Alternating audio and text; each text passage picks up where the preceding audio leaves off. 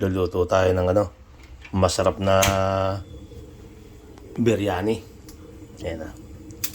May sili, may butter, may star anise. Ayan. Luto tayo ng masarap na biryani. Kanin pa lang yan. Ayan. Okay. Kasi yan yung manok, yung manok. Chicken biryani tayo. Sinama ko na yung sili dyan para magandang ganda ng kalalabasan yan. Nadali ko na yan. Ayos yan. Luto tayo sa ating malaking salad master na yan. Ito, salad master.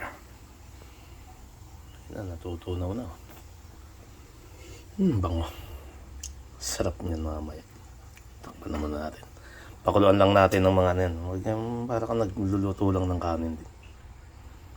Tapos, marami pa itong ceremonias ba? Pero ganyan ang pagluto niyan. Masarap yan.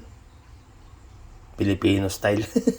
Hindi, originated from, I think, sa India. Okay. Ito yung yan, sangkap niya, no? Ito. Chicken biryani. Yan, Sham. Tapos ito yung para sa yogurt. Ngayon ang pampasarap dyan. I-marinate natin yung manok.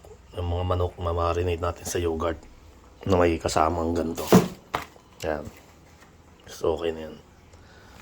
Medyo, sarap niya mamaya.